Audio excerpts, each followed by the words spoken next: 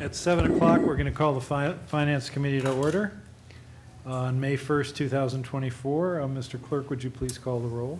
Alderman Thibodeau? Here. Alderman Govea is here. Alderman Moran? I'm here. Alderwoman Timmons? Here. Alderman Clemmons? Here. Alderman Clee? Here. Mayor Donchis. Here. We now have public comment. Is there any member of the public who would like to speak to the committee about any of the items we expect to act on this evening? All right, no one has come forward, so we'll go to communications. The first being from Amy Gerard, Purchasing Manager. Alderman Govea. In regard to contract for biodiesel fuel in the amount of $3.0796 gallon, funded from 61307 diesel fuel, I'm going to make a motion to approve and award a contract for fixed rate price for biodiesel fuel contract with Sprague Operating Resources in the amount of $3.0796 per gallon, approximately $61,592. Funding will be through Department 186 Transportation Fund 61307 diesel fuel.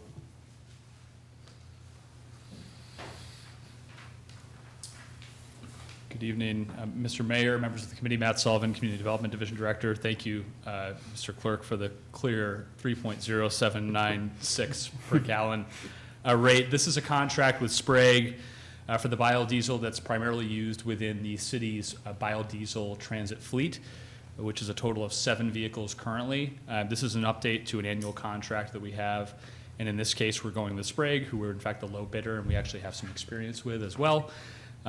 Our estimated expenditures here are approximately $61,592, but again, at that 3.0796 rate. Happy to answer any questions that you have, but this is an annual contract that you see on a normal basis.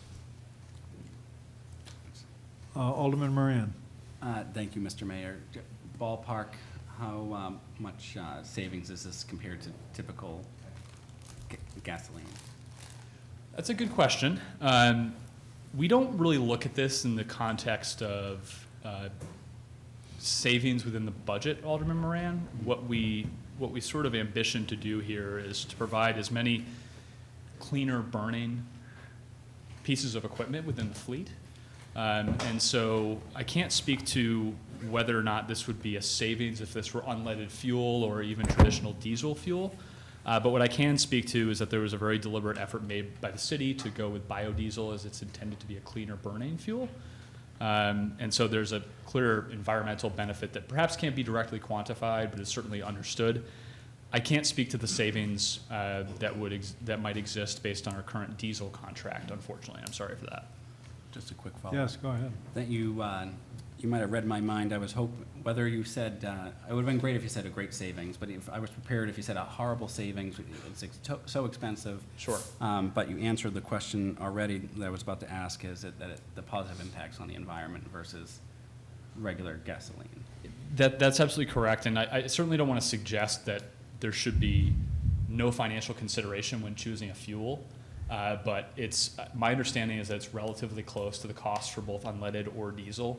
And given that option, it's always better to have a cleaner burning fuel, and that's why we've gone in this direction. Great. I'm glad I was able to tee that up for you. Thank you. Thanks for the softball. All right, all those in favor of the motion say aye. Aye. Motion passes. Thank you.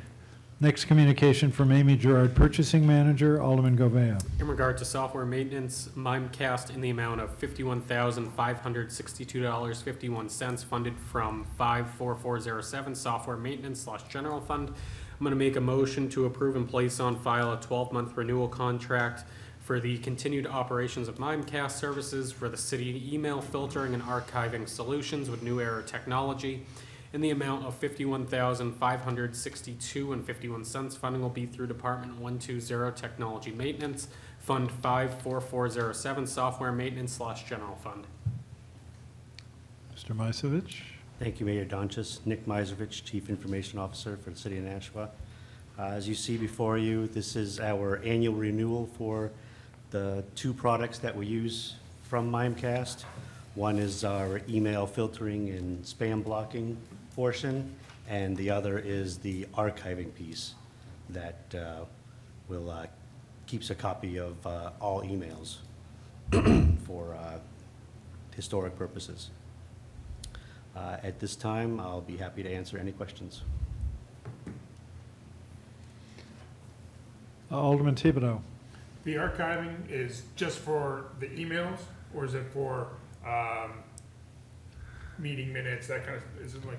Just email. Just email archiving? Okay, thank you. You're welcome. All right, all those in favor of the motion say aye. Aye. Motion passes. Thank you. Next communication from Amy Gerard, Purchasing Manager, Alderman Govea.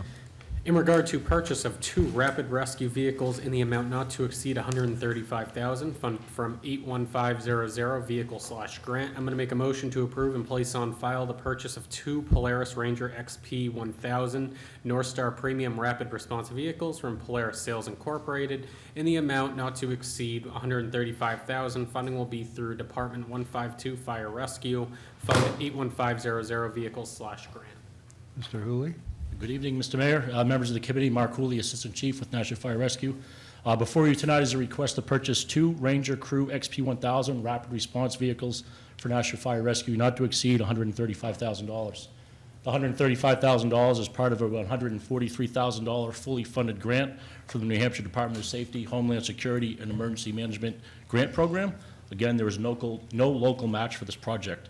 The 2 vehicles are roadworthy vehicles with safety features to protect our operators, including seatbelts, roll protection, fixed windshields and doors, and climate control.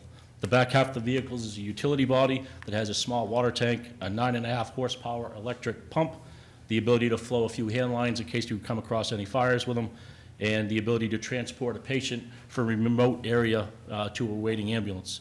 These vehicles will be incredibly valuable to us when we deal with civic events such as the 4th of July fireworks, the holiday stroll, and the upcoming summer stroll, all events that draw large crowds and limit our normal operations with our customary fire apparatus. I'd like to thank Emergency Management, Emily Masarcello and Tara Murphy for assisting us in securing the grant through the Department of Safety. And I can answer any questions that the committee might have. Alderwoman Clee. Thank you. Did I hear you say that there's no matching grant? So this is 100% fully Correct. grant funded? Yep. I'm sorry, matching funds. is what No I meant matching to say. funds. Yeah, Yes, Thank correct. you so much. All those in favor of the motion say aye. Aye. Opposed? Motion passes. Okay, thank you. Next communication from Amy Gerard, Purchasing Manager, Alderman Govea. In regard to purchase of 2 small unarmed aircraft systems equipment, SUAS, in the amount of $31,500, funded from 71000 Equipment/Homeland Security Grant. I'm going to make a motion to accept, place on file, and approve the purchase of 2 Arrowhead NDAA standard SUAS package and the Arrowhead MESH repeater from Uniform Sierra Aerospace LLC in the amount of $31,500. Funding will be through Department 150 Police Department Fund 7100 Equipment/Homeland Security Grant, $31,097.56, 71000 Equipment/General Fund 402.44. Good evening, Mayor, members of the committee. My name is Brian Treffry. I'm a captain with the National Police Department. I'm also the commander of the Unmanned Aerial Systems Unit, aka Drone Unit. Here to request the purchase of 2 Uniform Sierra Arrowhead drones with an extended range repeater. As stated, cost of the equipment is $31,500. We received a grant from Homeland Security, which covers the majority of that, $31,097. The remaining portion of that will come from our budget. Uniform Sierra is an American company, and these drones are NDAA compliant. The intended purpose is for tactical applications in indoor environments.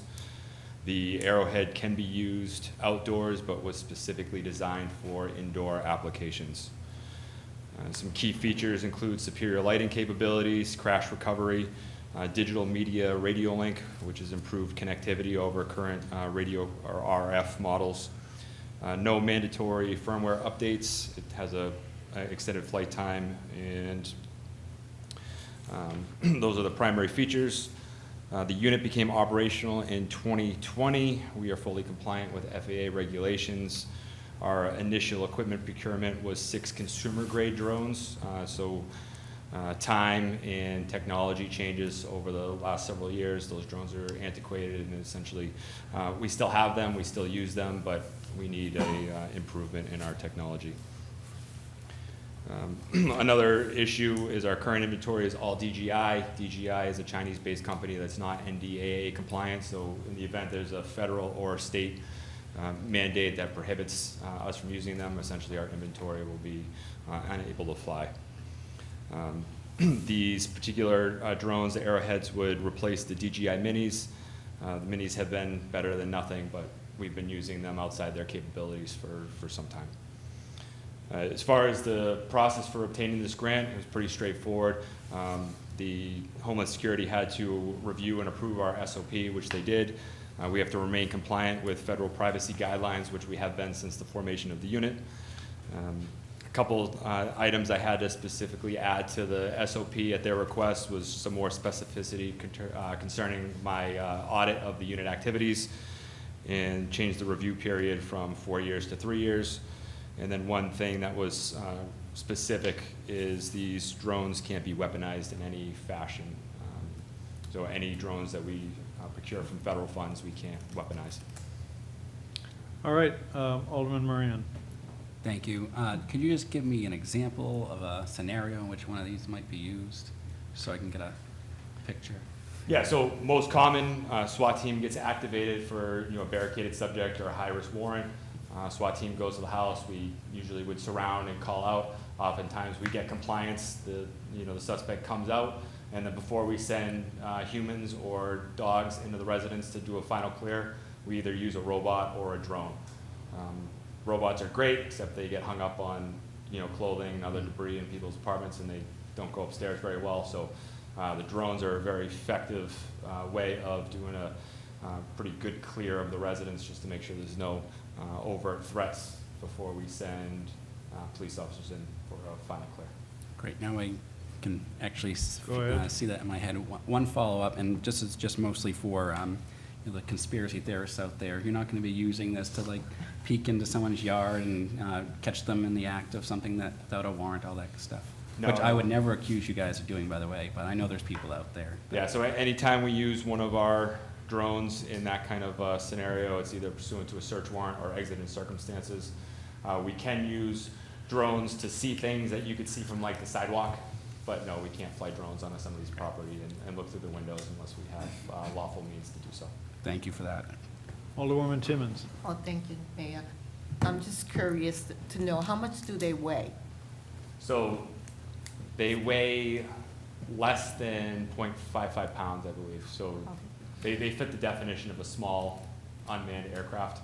I don't know the exact weight of these two specific drones, but they're about this big.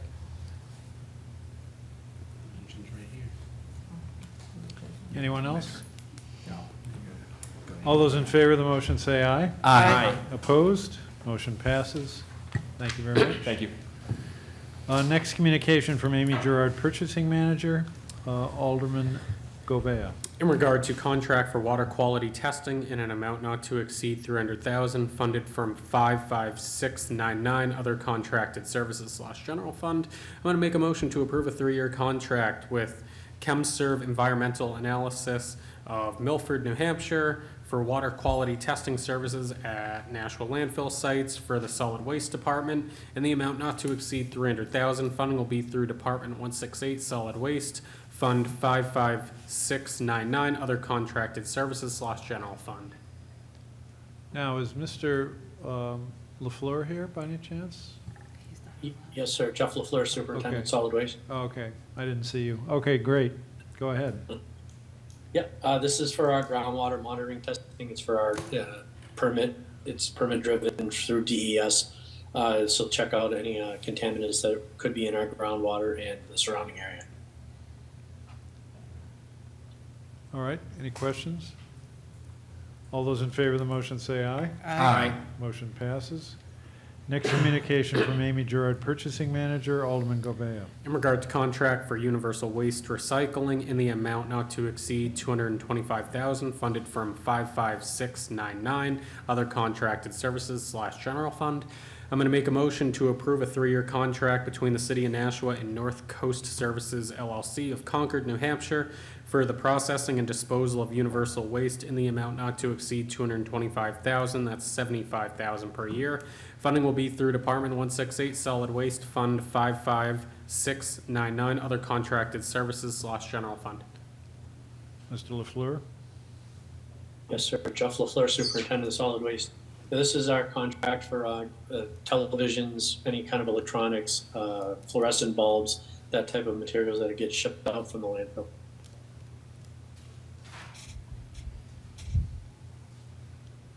All those in favor of the motion say aye. Aye. Motion passes.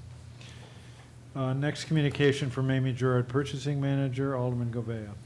In regard to contract for refrigerant recovery in the amount not to exceed $60,000, funded from 55699 Other Contracted Services / General Fund. I'm going to make a motion to approve a 3-year contract between the City of Nashua and ONDUS Mechanical and Appliance LLC of Merrimack, New Hampshire for refrigerant recovery services at the Nashua Recycling Center in the amount not to exceed $60,000. That's $20,000 per year. Funding will be through Department 168 Solid Waste Fund 55699 Other Contracted Services / General Fund. Jeff LaFleur, Superintendent of Solid Waste. This is, again, another contract that we work with this company. We've actually worked with this company a lot of years. He actually dropped his price for this 3-year contract for us. They capture all the refrigerants from the refrigerators, ACs, and all that, and then they recycle it. All those in favor of the motion say aye. Aye. Motion passes.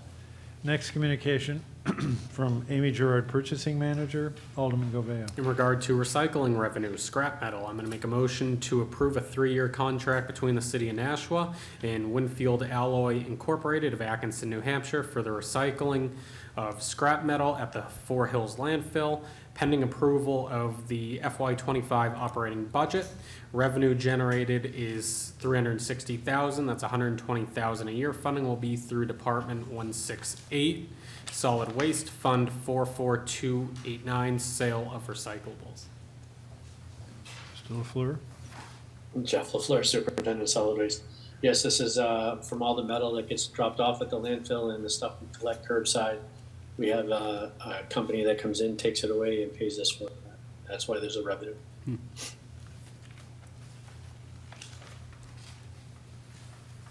All those in favor of the motion say aye. Aye.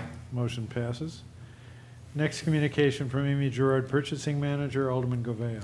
In regard to purchasing of an aerator in the amount of $41,681.91 funded from 71623 Park Equipment / General Fund. I'm going to make a motion to approve the purchase of a 2024 Toro Pro Core SR 72 Deep Tine aerator from Turf Products Corporation in the amount of $41,681.91. Funding will be through Department 177 Parks and Recreation Fund 71623 Park Equipment / General Fund.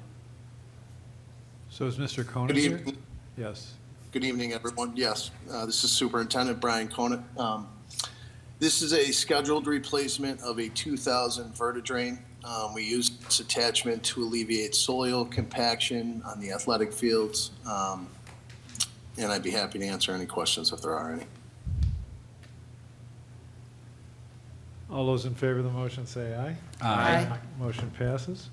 Next communication from Amy Gerard, Purchasing Manager, Alderman Govea. In regard to Amendment 1 for preliminary design services for Phase 1 upgrades in the amount of $92,235 funded from 53107 Architect and Engineering Services / Tank Drain EFF Pipe Reallocation. I'm going to make a motion to approve Amendment 1 to the preliminary design phase service contract with Wright Pierce for the Phase 1 upgrade project with Wright Pierce in the amount of $92,235. Funding will be through Department 169 Wastewater, Fund 53107 Architect and Engineering Services / Tank Drain EFF Pipe Relocation. Mr. Boucher? Good evening, Dave Boucher, Wastewater Superintendent. This is for Amendment 1 of our preliminary design upgrade. It's the Phase 1 upgrade at the wastewater facility. It's a list of priority projects that were determined by our 20-year facility plan done in 2021. Some of the projects at the facility includes concrete repairs, pump replacements, valve and gate upgrades, some of the large ones, flow meter replacement, HVAC replacement in some of our building, as well as piping relocation. So during the project, it was determined that additional effort was needed for research and design due to the age of the facility. There was also some things added to the scope of services that weren't in the original, that were associated that we feel were necessary, which included additional chlorine storage. We had some issues with some deliveries over the past couple of years, and it was because we didn't have enough storage at the time to receive it. We also have some below ground flow meters. We want to explore the options of bringing those above ground. It takes them out of a corrosive environment, makes it more manageable to service them. So I'd be happy to answer any questions. All those in favor of the motion say aye. Aye. Motion passes. Next communication from Amy Gerard, Purchasing Manager, Alderman Govea. In regard to contract for professional services in the amount of $196,800 funded from the Administration of Home ARP Program for Affordable Housing Construction. I'm going to make a motion to accept, place on file, and approve a contract for outside consultant to help manage grant applications, perform underwriting, monitoring project performance, etc. from Home ARP funded projects with Metric Consulting LLC in the amount of $196,800. Funding will be through Department 184 Urban Programs Fund Administration of Home ARP Programs for Affordable Housing Construction.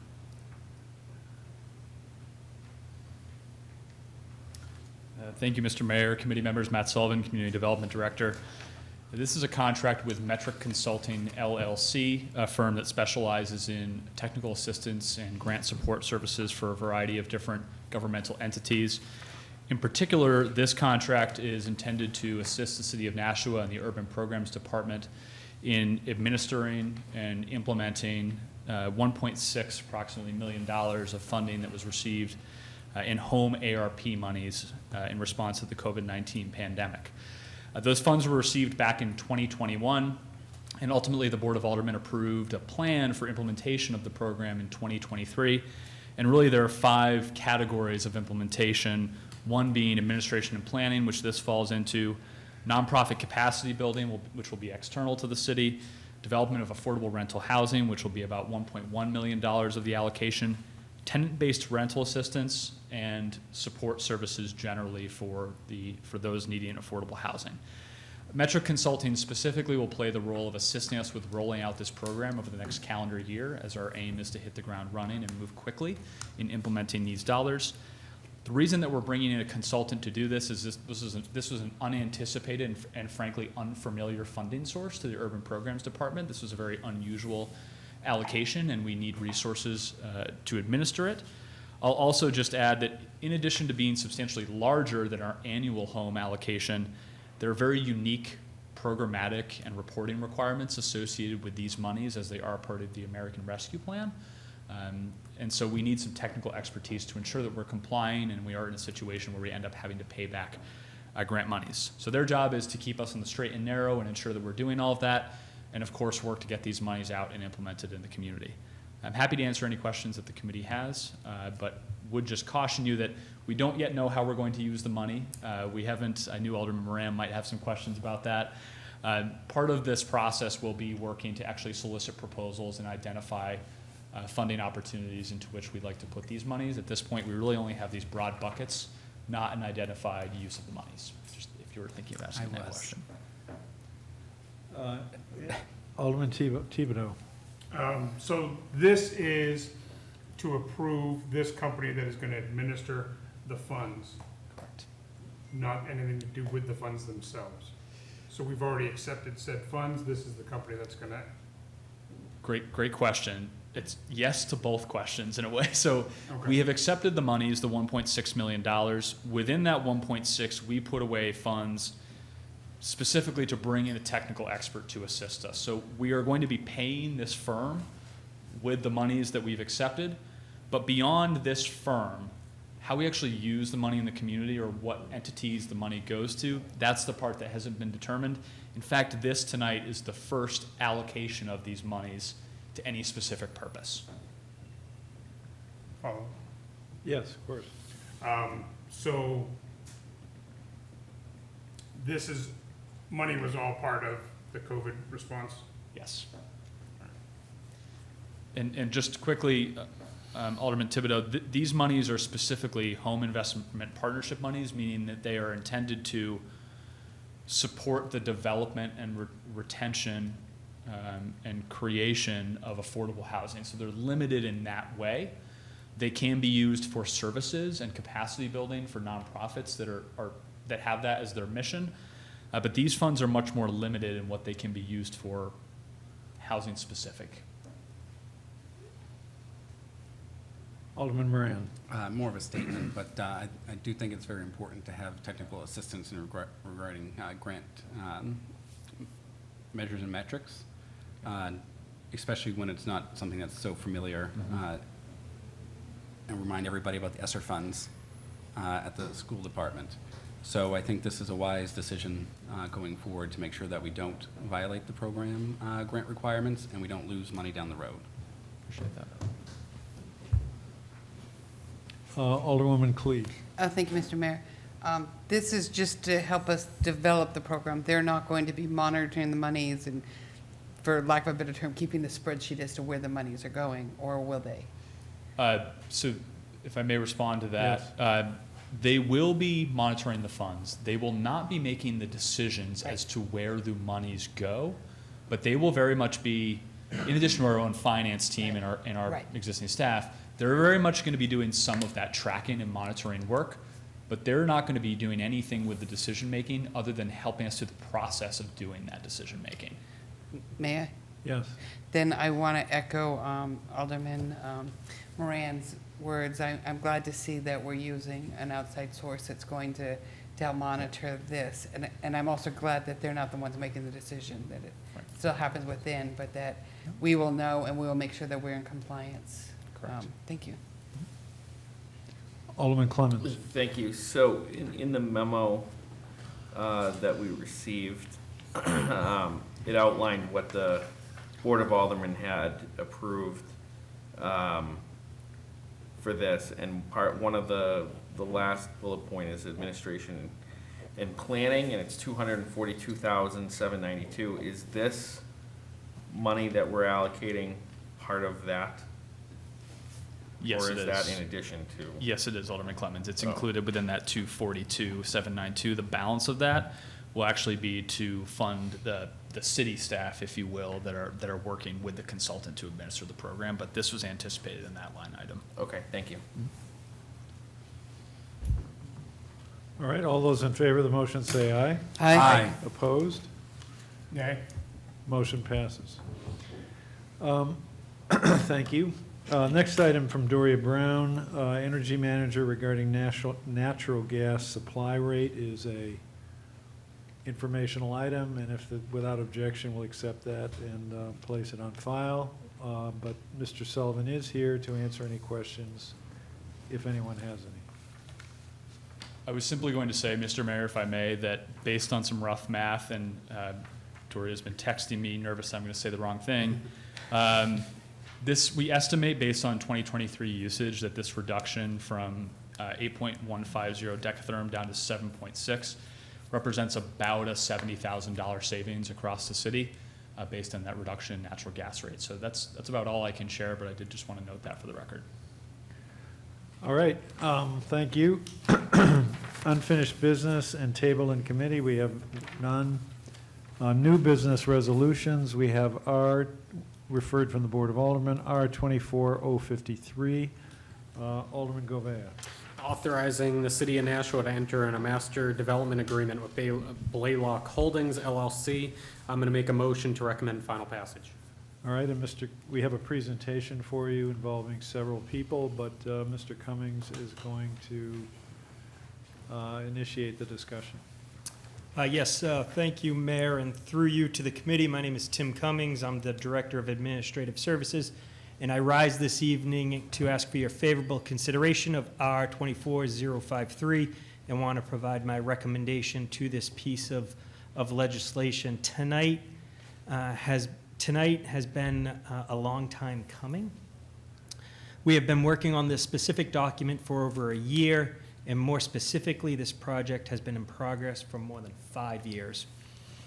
I would be remiss not to take a moment and acknowledge the hard work and thank those on the city team that have helped put the puzzle pieces together.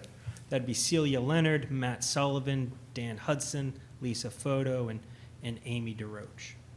Relative to the legislation this evening, nothing substantially changes from the previously heard and prior briefings that you have received.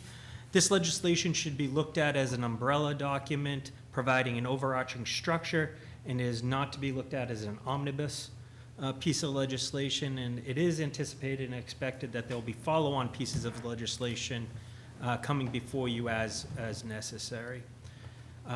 Tonight, we're not going to be looking for your favorable recommendation, but rather we want to provide an overview or recap the deal project and structure, outlining the legislation, but ask that the legislation lay on the table to allow for consideration.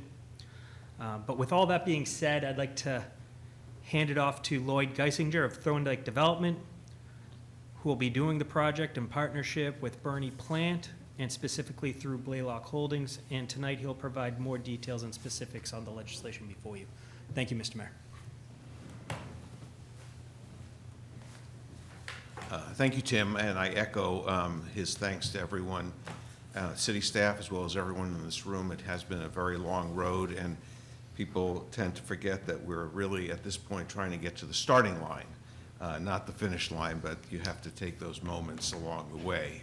This really has been a collaborative effort, one that I have never been involved in with such tremendous collaboration.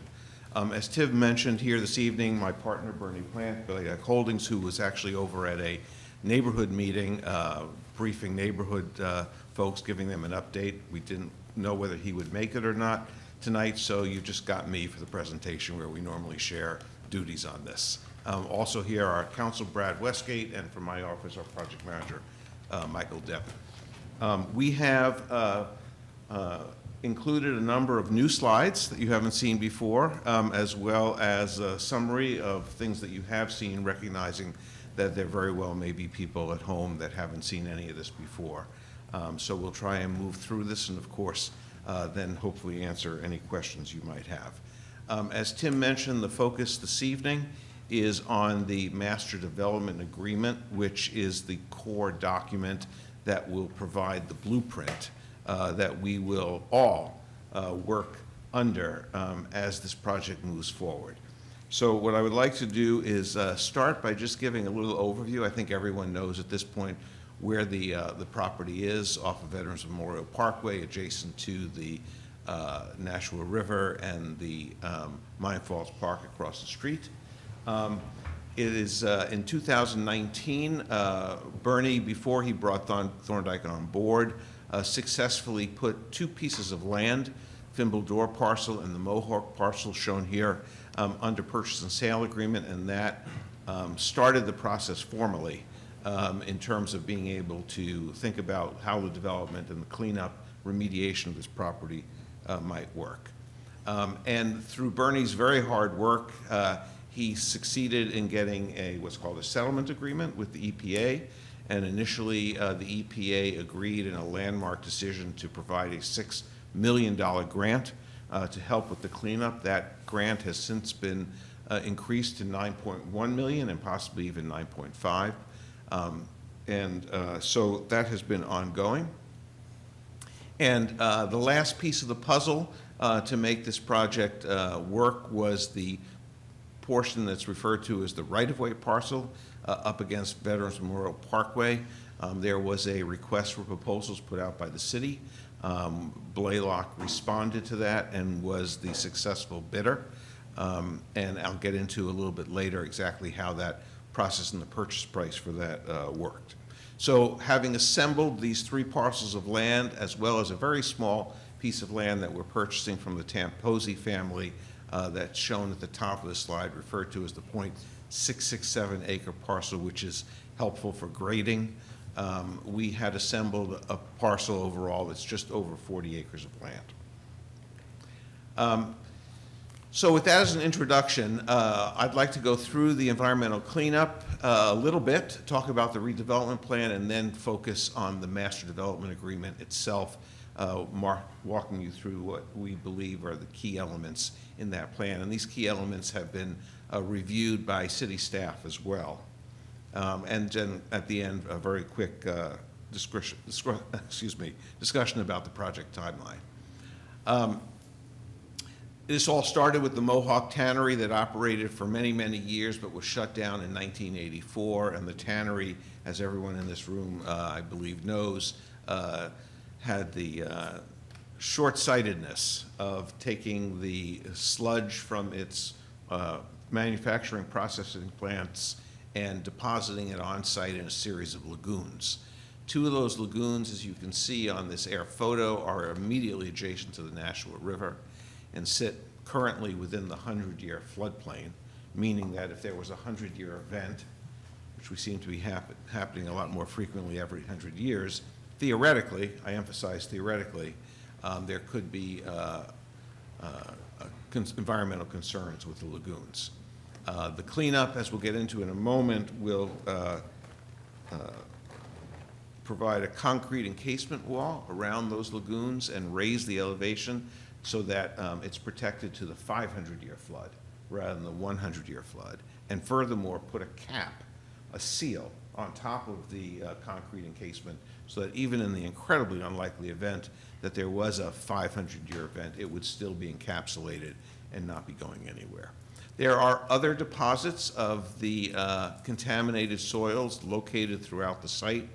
All of those will be consolidated into what on this slide is labeled as the permanent containment area.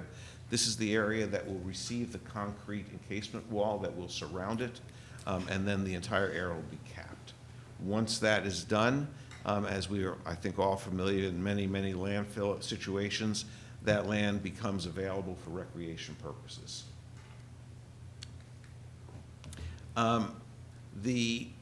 This slide gives you a quick breakdown of the component parts that together represent the total cost of the cleanup. This is both hard and soft costs necessary to get us to the point that the EPA will sign off that the property has been fully remediated. And as you can see, that total is in excess of $23 million. This slide shows you what we in the business would call the capital stack, the various sources of funds that are going to go into making up that $23 million number. And it has been a challenge that has required everyone's efforts to get us to a point that we have a funding capital stack that is locked in and solid. At this point, we have approvals for every aspect of this that we need, with one very small exception, which I just realized I added a 0 to in my haste this afternoon. But all the way down where it says Invest New Hampshire Demolition Grant, that's supposed to be $490,000. If they give us $4.9 million, we'll be happy to take it. But somehow I don't think that's going to happen. Michael, I thought you proofread my presentation. We didn't drive together, so it's lucky that you can drive home on your own. Okay, I'm sorry. So the EPA is providing, as I mentioned earlier, the $9.1 million. We're hoping that that actually gets increased to $9.5. We had met with Governor Sununu, who was very helpful in allowing us to obtain what are called gopher funds, which are really another piece of the whole ARPA funding. These are federal funds, and that has been approved, fully approved, $3.4 million. We also have received or I should say, the Housing Authority is about to receive a commitment letter from the New Hampshire BFA. They have voted to issue a commitment letter that will provide $3.5 million in loans, initially loans, for the cleanup. And that gets repaid in a little bit of a creative way, which I'll get to when we talk about the master development agreement. The city has graciously penciled in a $2 million loan, which will get repaid. As I mentioned, the Invest New Hampshire demolition grant, which is the one outstanding item that we're still working through, but have received very positive encouragement, would add $490,000, and then Blaylock Holdings will be contributing $4.7 million of our own money. That all totals the $23,243,289. There's also a component to this which is extremely important, and that is funding of the operation and maintenance of the containment cell once the cleanup is complete, because that needs to go on in perpetuity. And we have reached agreement with a company whose name is Greenfield Environmental Trust. They are a national company that happens to be based in Cambridge, Massachusetts. Their sole business is to acquire these types of EPA environmental cleanup sites once they have been remediated. And they take stewardship of these in perpetuity, and they charge fees associated with making sure that all of the various activities that are necessary are properly followed. And they have agreed to acquire this parcel. The funding for their services will come from the property owners on the site. So we anticipate that there will be a condominium association. As you'll recall, there are 316 condominiums getting built. And there will also be 230 apartments, which will be owned by a single apartment property owner with a management company. They will be, both groups will be part of a master homeowners association, which will have responsibility for maintaining the entire property. And as part of that maintenance agreement, they will be obligated to fund the ongoing maintenance of the containment site. That concludes my remarks relative to the cleanup. I'd like to turn our attention now to the actual redevelopment plan. And I believe that everyone in the room has seen this plan before, but for the benefit of anyone watching at home, this plan shows 4 apartment buildings directly off of Veterans Parkway, Memorial Parkway, and then behind those apartment buildings, 5 condominium buildings. These buildings are all 5 and 6 stories high.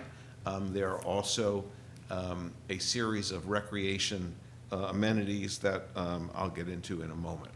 And this is a 3-dimensional perspective that I think gives you a little better sense of how the property will be used. Again, shown in yellow at the front is the apartment complex, the condominiums behind it. You'll note here that that containment area that I was referencing is part of a very large recreation area. And there's also 13 acres of land at the very southern end of the property that we will be donating or deeding to the city as permanent open space. Just a few slides giving you a little better sense of how this, we expect this to play out. At this point, we have definitive engineering drawings. We have definitive architectural plans, landscape plans. This is the real deal. These are not pie-in-the-sky images. This is what this is going to look like. One of the amenities that was very important that we've included is a boat and kayak launch that will be open to the general public, which will include, as you can see, some parking spaces. And that's what's shown here, and which connects to another important amenity, which is the Riverwalk, shown here, also open to the general public.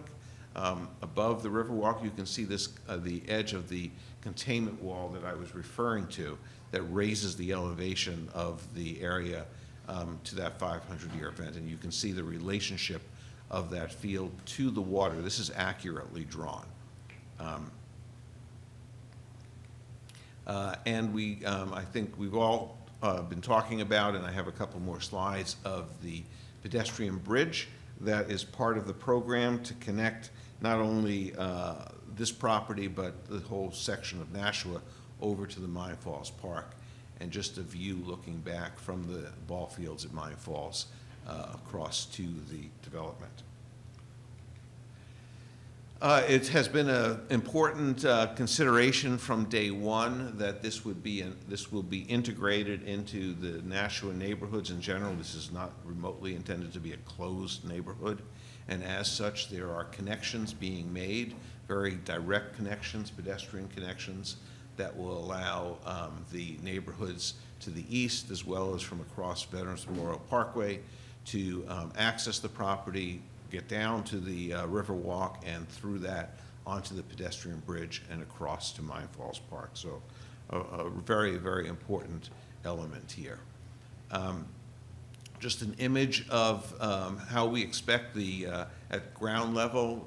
Thorndike as a company has been a leader in smart growth development for decades. It's a core element of how we approach development, and as you can see, there's been a good deal of attention here to create a lively streetscape, not a series of buildings that are sitting back behind parking lots.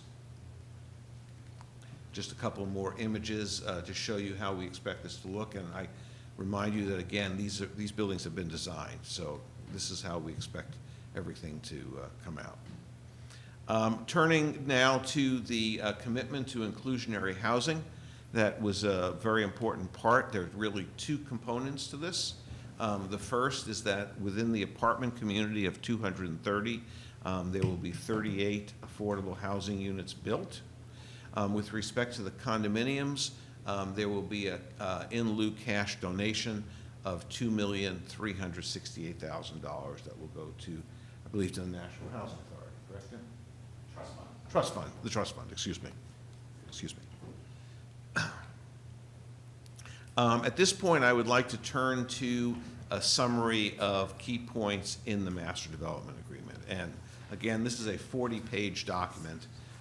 We have endeavored to try and pull out from that document the key aspects that reflect the business terms that are important that are important to the city as well as the developer. And so I'm going to walk through these, and we've tried to add a few graphics that will help you understand each of the pieces. So as we've mentioned, the MDA, as I'll refer to it from here on out, memorializes the fact that before we can do any development, we have to remediate the site, and the EPA has to sign off on that remediation. They have a 6-month, very detailed inspection protocol that they go through once we tell them that the cleanup is complete, as far as we believe, and they go through that, and then we get our stamp of approval and a clean bill of health, and at that point we would be able to move forward with the development project. Second, within the Master Development Agreement, it specifies a number of elements of the right-of-way purchase, which is a separate item before the board right now, the purchase and sale for that. So just running through these bullet points, the property will be purchased by Blaylock prior to the remediation commencing.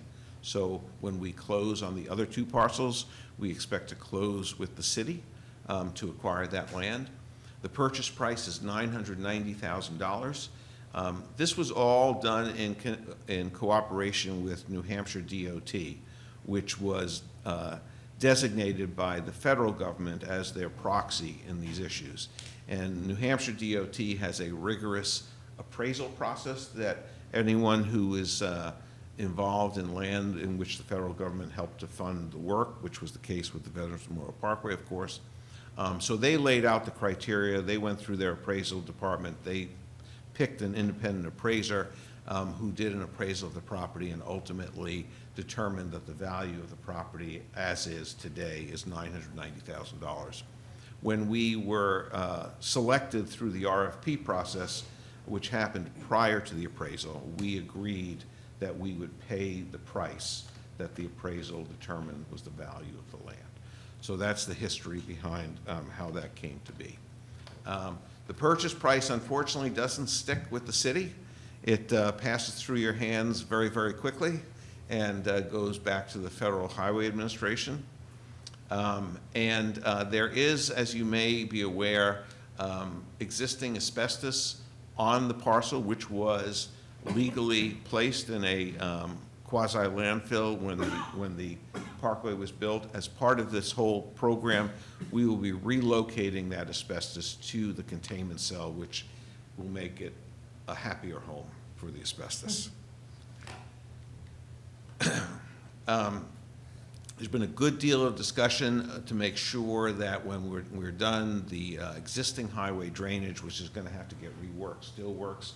We're working with Dan Hudson on that, as well as DOT. And finally, there'll be the usual kind of easements and whatnot that the city will receive to make sure that it can do whatever it needs to do after we're done. Also in the MDA, it specifies the housing program that we have committed to. We are locked in on a very specific program that occupied a good part of that year of negotiation that Tim was referring to earlier. And specifically, it calls for 230 apartments, as we mentioned, 38 affordable, and 316 condominiums. Not 317, not 231 apartments. These are the numbers. The Board of Aldermen has already approved the master concept plan in actions taken some time back. The site plan, which is before the planning board, is pending approval. We were unable to complete that process until the MDA is hopefully approved by the Board of Aldermen. So it's a condition of the original legislation that the planning board cannot take action on the plans that have been filed until the MDA is approved. We have filed the plans with the planning board. They have been peer reviewed. We have responded to peer review comments. We're about to respond a second time, and we are on track to hopefully go before the planning board at their second June meeting if the Board of Aldermen has acted by that time on the MDA. One of the other pieces that has been part of the plan since day one was a commitment by Blaylock to provide direct access from Veterans Memorial Parkway to the Tamposi property to the east. The Tamposi family owns a substantial piece of land which has been considered as in part of the housing plan as a site for future housing as well.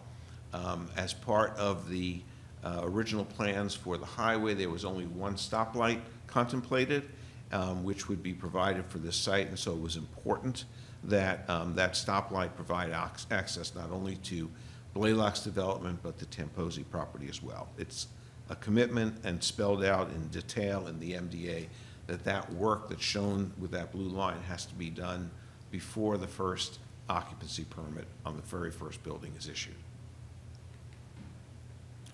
I'd like to turn now just to a quick review of the public amenities that are all documented in the Master Development Agreement. These are obligations that Blaylock has taken on. They all have with them specific dates by which they have to be completed, as well as benchmarks of completion for the project. So in other words, in one case, there's an item that will need to be completed upon the earlier of the 100th occupancy permit being issued, or 2 years, that type of thing. And so without getting into the particulars of which dates go with which, although that is in your master development agreement, at the end there's a table. The commitments that we have agreed to include the public kayak and canoe launch that we already talked about, the river walk, pedestrian access to Fairmount and Intervale, connections for both of those communities to get easy access down to the amenities, and the conveyance of the 13 acres of open space that we referenced earlier, which is shown here on the plan, and the construction of the pedestrian bridge, which has been part of the recreation plan for Nashua for decades. Turning now briefly to the inclusionary housing details, which are also spelled out in the MDA. As I mentioned, we have the 38 affordable rental units, the in lieu payments, which represent $2,368,000 of in lieu.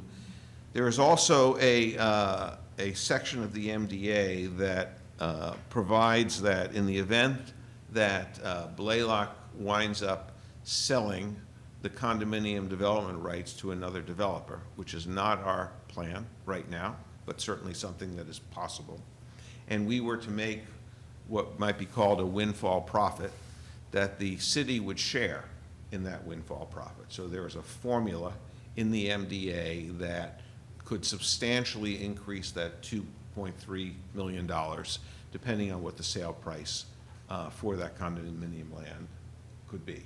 However, I want to emphasize that our plan is to build it ourselves, but that's in there as well if that were to happen. A good deal of talk to protect the integrity of the adjacent neighbors during the construction phase. We will be using Intervale Street for no more than a few weeks. The MDA specifies no more than a month in order to get the project underway while we construct the access from Veterans Memorial Parkway. We have to get onto the site safely so that we can build the access from the inside rather than having all the construction trucks on the parkway. So we've talked with our contractor, and he's confident that he can do that in less than a month.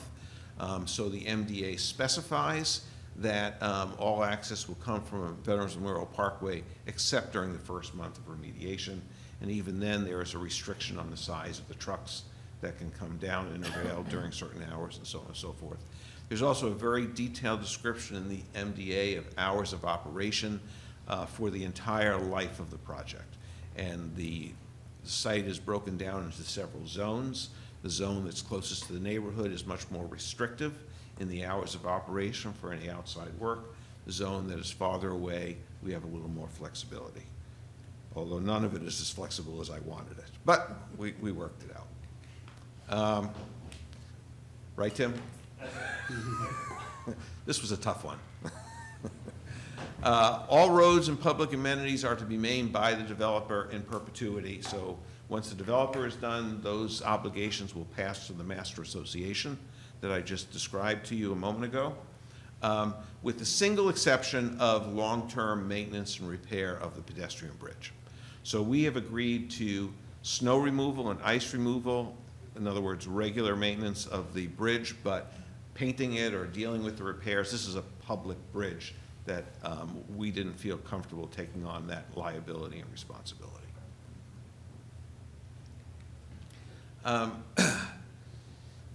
Turning now to a couple of key financing pieces. There is more than this in the MDA with respect to financing, but we've tried to pull out what we felt were the key pieces that relate specifically to the part that the city is playing in this role.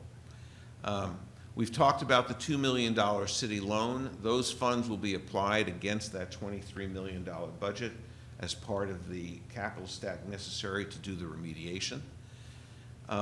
There is also a $2.5 million revenue bond that we are asking the city to approve, and that will come from the actually the Housing Authority, Housing and Redevelopment Authority, and it will be used to partially repay the $3.5 million loan that the BFA, the New Hampshire BFA, is making to the Housing Authority. Unfortunately, this is a little bit complicated, but the process, in summary, is that the New Hampshire BFA has committed to contributing $3.5 million to the cleanup. And it has also agreed that $2.5 million of that $3.5 million, it will accept a revenue bond in place of repayment of cash. But that bond will not actually take effect until the cleanup is complete and the property can start generating taxes. So the revenue, but the BFA has agreed to look exclusively to the increased taxes that come from this property. This is not a general obligation bond of the city. It was a very important part of making sense of the economics of this project, and unfortunately, it got a little complicated. So the Housing Authority will take the $3.5 million that it receives from the BFA and in turn loan it to Blaylock as part of that capital stack. When the cleanup is done and the BFA looks to get repaid, it will have already agreed to accept the revenue bond, and Blaylock will be obligated to pay off the remaining $1 million in additional equity. That equity is easier to raise once the cleanup is done than before the cleanup is done. And the next bullet just references the fact that the MDA lays out all of the other federal and state and private funding sources that I already summarized in that chart earlier on. The last piece of this from the city's financing standpoint is that the pedestrian bridge is anticipated to cost $3 million. We have agreed that we, Blaylock, as master developer, have agreed to front that money, to take it through the permitting, the engineering, the design, and construct the bridge. And the city would reimburse us in thirds, the way it's set up, as the bridge is completed for the cost of that bridge. Turning now to the project phasing. The project construction has been divided into 5 phases.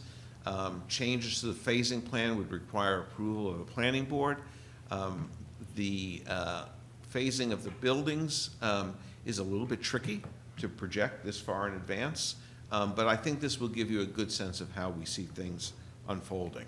So switching to a layout plan, which is a little bit harder to read, but just to orient you, Veterans Memorial Parkway continues to be on the far left. The spine road that runs down the middle of the site, the first part of it is shown in green, which is significant because this is phase 1. And this is required right out of the box before we get our first occupancy permit, and it will establish the roadway entering the property up to the Tamposi property, as well as the emergency access road that goes up to Fairmont. So that's the green that's shown here. The blue is the first apartment building that we would expect to be breaking ground as soon as we're ready to do that. This next phase pairs the initial open space completion with the construction of a second apartment building and the first condominium building. It also has us conveying Lot 9.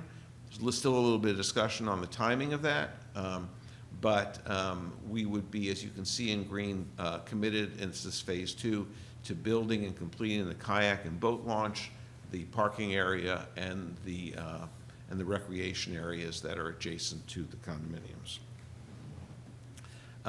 And as we move into phase 3, continuing to build buildings, but also completing the Riverwalk and the pedestrian bridge, as well as the connection up to Intervale. And from here, we're just completing buildings and the clubhouse for the condominiums, and that represents our 5 phases.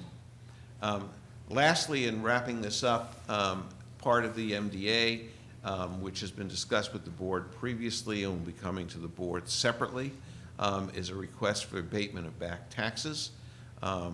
Mohawk, the owners of the properties, have not been paying their taxes for many, many years. There is a performance bond that the developer will be required to provide for certain performance, such as top coat and whatnot, and that is spelled out in the MDA and the rules of engagement for what those bonds need to cover as the phases progress is spelled out, as well as a schedule of the public improvements. As I alluded to before, each of these public improvements is tied into a specific date, as well as a level of completion of the project. So those are things that are covered in the MDA. And with my last slide, just to give you a sense of how we see this whole thing playing out, if you look at the top bar, which is 2024, we expect to complete our process with the EPA, which is going on in parallel with our discussions with the city over the coming months. And we have set October 15th as a hard closing date. At this point, we are on schedule to close on October 15th. I'm optimistic that we're going to be able to do that. The site control and the closing, as I said, October 15th, which, is there one that's closer? That'd be trouble reading this. The remediation work, the actual work itself will take between 9 and 12 months. It's a surprisingly quick process. One of the reasons for that is that nothing's leaving the site. All of the earthwork is happening on site. This is, at its core, this is a large earth-moving operation and the construction of a single concrete wall. It has to be done right, and we're dealing with contaminated soil, so you have to know what you're doing. But at its core, it's a relatively straightforward process that we're going through. The contractor that we have hired or about to hire, Charter, has done 17 other cleanups for the EPA in the Northeast region. They're kind of the gold standard of companies that do this type of work, and they're telling us 9 to 12 months. We then have that 6-month period for the sign-off with the EPA, and then we're ready to start construction. And we hope and expect that the construction will be done by 2030. I doubt very much that I will be standing here in 2030 talking to you, but my partners will.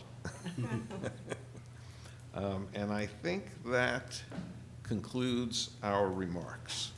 So I'll stop there and answer any questions you may have. All right, well, thank you. Now, I think Mr. Cummings said at the beginning, and he's coming up again, that you do not need a recommendation tonight. Is that correct? Yes, Mr. Mayor, that's correct. So you'd what, come back to the next meeting? Correct, if we could.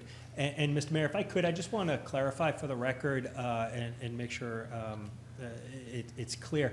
During the presentation, Lloyd was absolutely correct when he made mention of the 2.3 million. I was actually answering the question very technically in that the 2.3 million will be coming back to the city and the Housing Trust Fund, but the intended purpose of that 2.3 million is to go to the benefit of the Housing and Redevelopment Authority to seed a project that would allow for vouchers and an affordable housing project that would have a voucher component to it. So I wanted to just make that clear for the record. That will all be memorialized in the pledge agreement, which is a separate document that will have to come before you as we work through memorializing that $2.5 million that was referenced earlier. So I just wanted to get that on the record. Thank you. All right. Alderman Moran, I know what he's going to ask about. Thank you, Mr. Mayor. I Just think a couple of clarifying questions. The 23.3, is that just for the cleanup, or is it also the cost of development? No, that's just the cleanup. Well, it's all of the permitting, the engineering, the supervision of the cleanup, which is not a small number at all, Right. millions of dollars, because we're dealing with the EPA here. No, that gets us to the point that we're ready to start development. It has nothing to do with the cost of the development. Thank you. That's what I thought. I just wanted to be clear, follow-up. Go ahead. And the BFA, is it a bond or a loan? And are they issuing it, or are they just backing it through a bank? So they're issuing it, and it's a loan. The BFA is providing the Housing Authority, and this has been approved by their committee, with a $3.5 million loan. And those funds, in turn, will be loaned. And we, of course, been working with the Housing and Redevelopment Authority, so they're fully in the loop on this. They, in turn, would loan the money to Blaylock for the cleanup. And then the repayment would be in the form of a revenue bond and cash. Great. Yeah, I was just wanting to clarify that because sometimes the BFA just backs a loan from a lender. No, this is coming from them. Okay. They have a fund, and they're tapping that fund. Oh, yeah, I'm aware. I just wanted to make sure where it was coming from. And then probably for Director Cummings regarding a statement, not more than a question, but I appreciate hearing that the funds will go towards a project aimed at low-income folks holding vouchers. It's so pleasant to work with a collaborative director on hearing concerns and rendering a outcome that's positive for the city. Alderwoman Clee. Thank you, Mr. Mayor. I have 3 questions. the first one is the Gopher funds. Is there a date that has to be used by? I know a lot of these federal funds have a drop-dead date that you either have to start the project or finish by a certain date. Very good question. I should have mentioned it. The date is the end of 2025, December 31st, 2025. Our plan is to use those funds first, so well before that date. Okay, my second question is the $2 million loan from the city. How does that get paid back, and when do you expect that to start? So the $2 million loan is being repaid. We actually changed that at the very end. Do you recall which buildings? It's being paid back at the time of building permits being issued. And I can't recall whether it starts, I think it starts with the second building. It could be the third of the condominiums. Third. Tim is saying the third building. Whether it's the apartments or the condos? No, it's the condominiums. Oh, third, okay, condos, Yeah. okay. There's also, an outside date by which it has to be repaid. Mr. Mayor, just one more question. I'm going to put my ignorance out here. Could you explain what, either you or Director Cummings, what a revenue bond is? That's for Ted.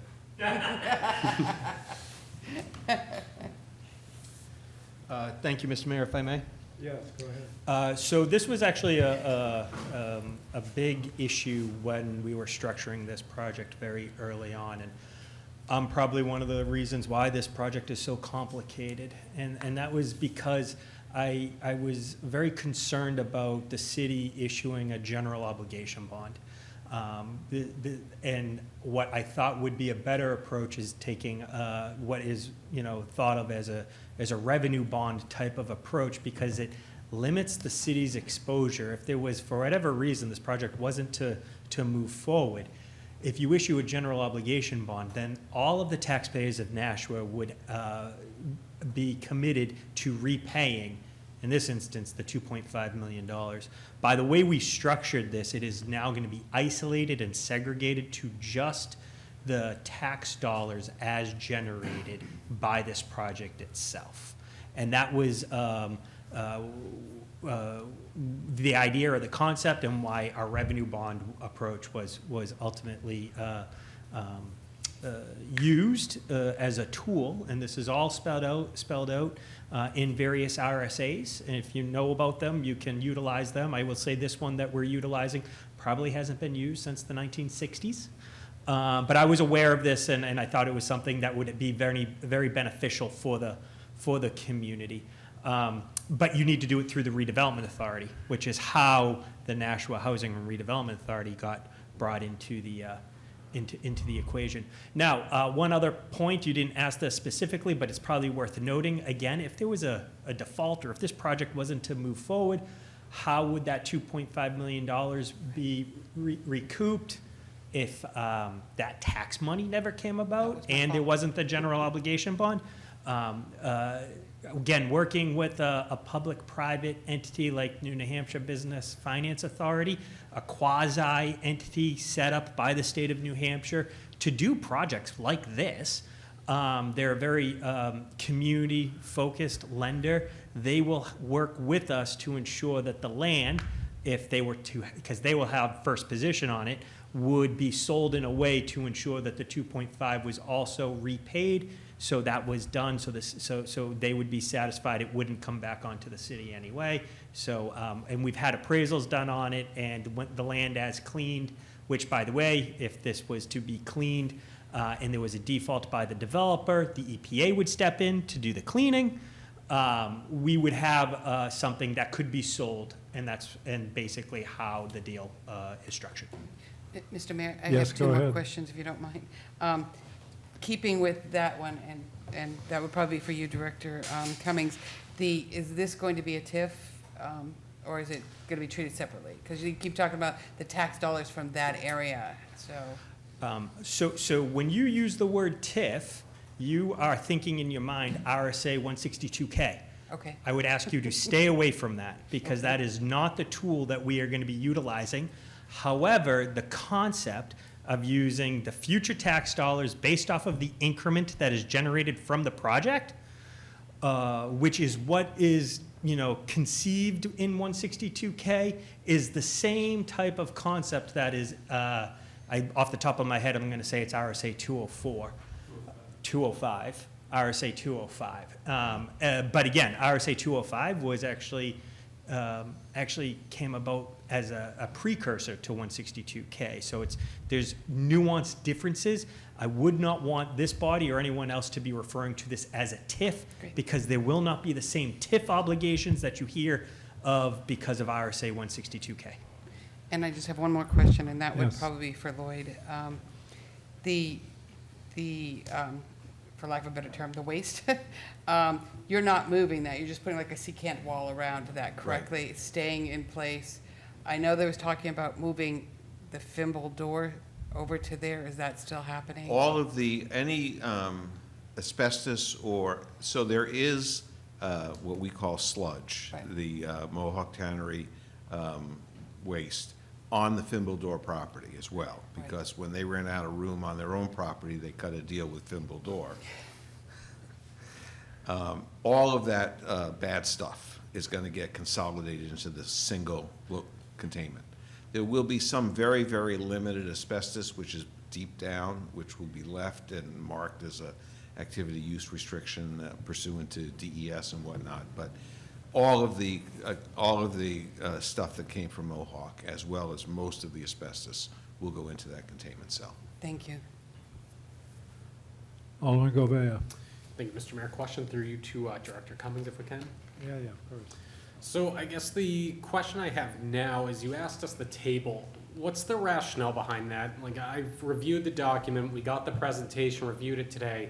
This seems prime time. I don't see a need to create bureaucracy where it doesn't need to be needed. Mr. Mayor, if I may. So you're asking, should be acted on now? Yeah. Yeah, okay. Mr. Mayor, if I may. So I've been recently accused of trying to rush things through this body. So I am trying to heed that feedback that I've gotten as of recently. So I would suggest that, it would not affect the schedule, because this does need to go before the planning board, the timeline being spelled out as it is. It would not hurt the project to have it lay on the table for an additional 2 weeks. I would be the first one standing up here if I thought we needed to expedite it. And I would be telling you that. But knowing that the other meetings that it needs to have, and because I know this body meets regularly and it would fall in sync with another Board of Aldermen meeting, that was the rationale behind it. That was first and primary. Secondly, if there's an amendment that is necessary, not that I want to necessarily open this up to amendments, but if there is an amendment necessary, obviously wanted to make sure we have that worked through and vetted appropriately, so that can be done at the committee level and not at the full board if this was to come before you at a full board meeting. So that was the rationale. Thank you. And our next meeting of the Finance Committee is May 15, 2 weeks from tonight. Are you? Yeah, I still feel ready to act on this. I don't think we need to table this unless there is any amendments coming from my colleagues around here. I think it's ready to go. Alderman Clements. Yeah, well, my colleague from Ward 1 basically took the words out of my mouth. I think that this is ready to move forward, and I'm committed to moving it forward this evening. So to me, I'm going to support the motion that's on the table. But I do want to comment, this project, and I want to give kudos to everybody involved, because, this is a really tough situation that's been going on my entire life here in Nashua. And really, is this a perfect plan? No, it's not perfect. It's not what everybody wanted, but it is a fantastic compromise. And I don't think that anyone who is armchair quarterbacking this, right, could do a better job. So, fantastic job. It's going to get my support, and I think we should move it forward tonight. Now, as Alderman Clements just mentioned, this has been going on a long, long time. I mean, this tannery as an active facility was a huge problem. The odor was unbelievable. I remember visiting a house, the guy lives right outside the gate, think on Intervale.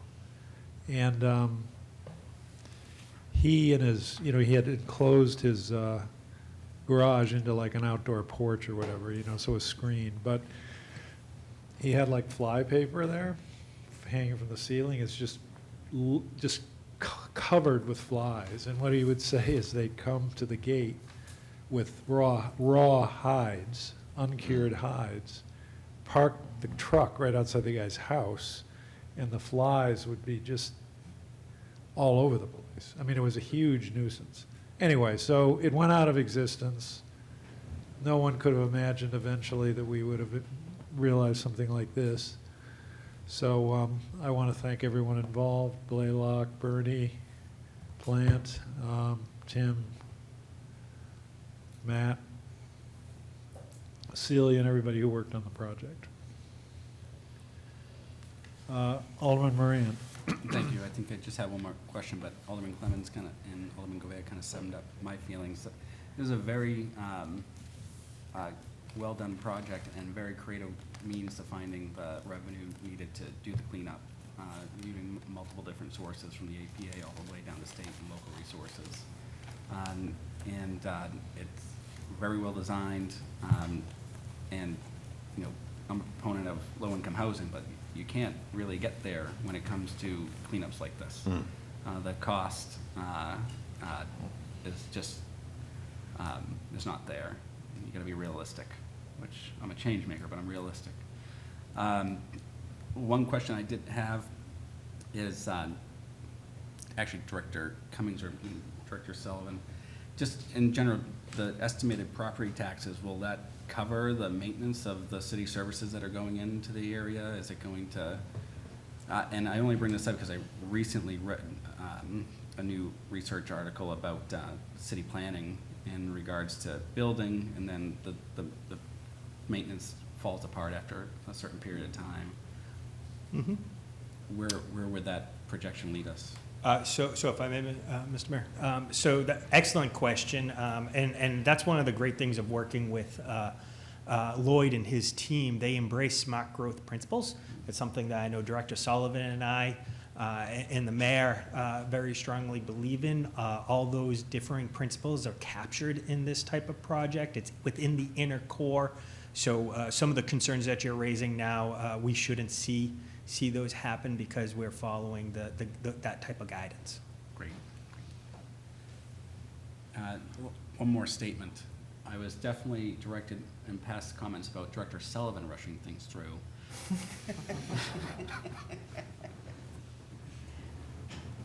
Alderwoman Clee. Thank you, Mr. Mayor. I too would like to move this forward, but before doing so, I do have a quick question for Director Cummings.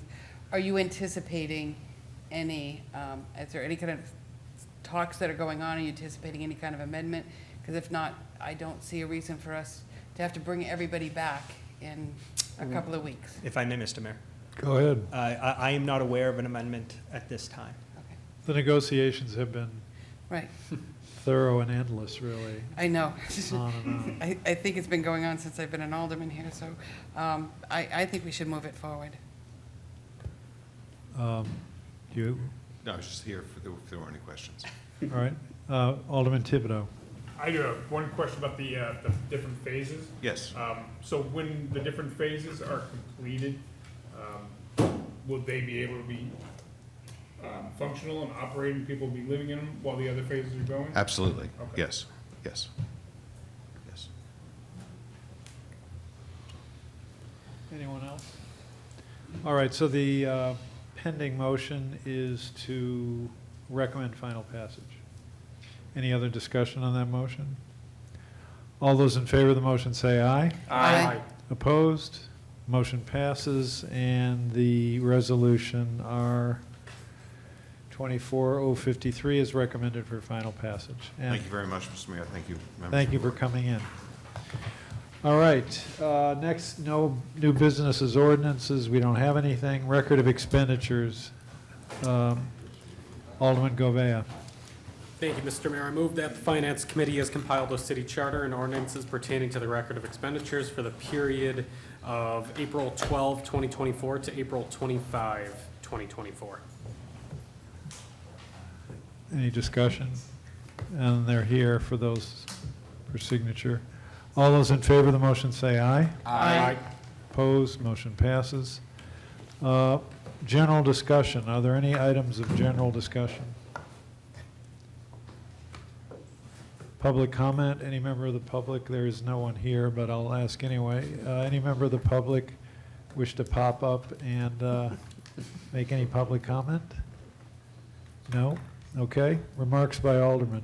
Alderwoman Clee. Thank you, Mr. Mayor. I first want to say that I am glad that we did vote on this and let it move forward. I understand that we weren't going to be stopping it from going anywhere, but why continue this discussion again, seeing we've already kind of come to that. But putting that aside, I wanted to make an announcement about two events that are happening this weekend. One of them is the National Historic Society's Notable Nashawans Voice of the Past Cemetery Tour that's going to be going on Saturday. They're doing two tours, and when the National Historical Society came, we got to meet Anna Stern, who will be one of the people there, but there'll be Daniel Abbott, there'll be J.T. Greeley, John Hunt, Charles Nutt, the Parker family will be representative, and General John Gray Foster will also be represented there. These people will speak to, they're going to do two tours, of Tour A and Tour B. I think it's a really great way for us to learn the history of how kind of, Nashua kind of came to be and so on. And I'm very excited to be part of it. I was told that I have a way of being able to corral people, so that's going to be my job there. It's kind of corral people to get them into the tours and so on. The other thing that's going on is the Nashua Theater Guild is putting on Our Town this weekend. And in both of these cases, tickets are very reasonable. We're looking at between $15 and $20. The Nashua Theater Guild is $18 for seniors, which I qualify for, and $20 if you're not a senior, but students are also $18. It's going to be right at the Court Street Theater. It's Friday, Saturday, and a matinee on Sunday.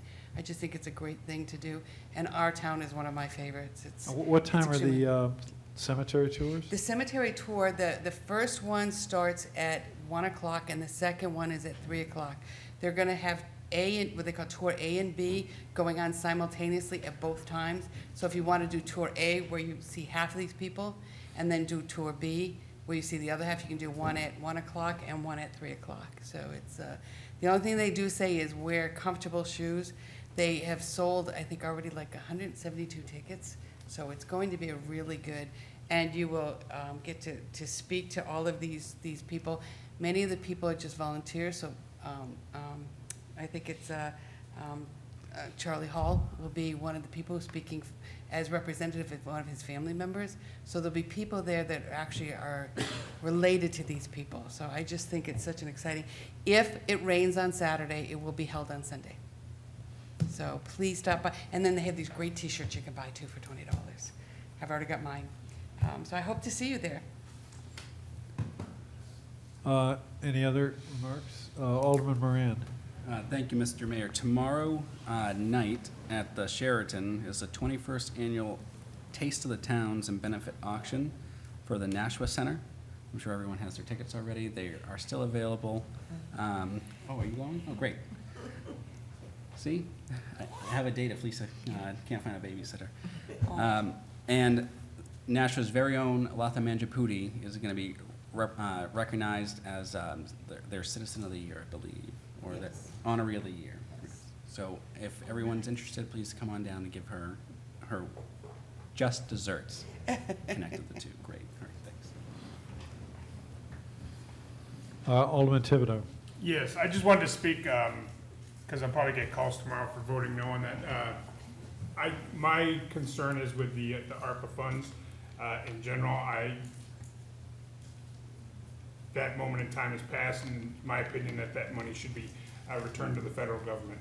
I do know that if we don't accept it, it will go to someone. I get that, I understand that. It's just of my opinion that the money should be returned to the federal government. I have nothing against any of the programs the money's for. It's the source of the funds, not what the money is for. So I just wanted to make that clear, and that's it. All right, anyone else? If not, I will turn to Vice Chair Alderwoman Clee. Mr. Mayor, I'd like to motion for adjournment. All those in favor of adjournment, say aye. Aye. Opposed? Meeting is adjourned at 8:29 PM.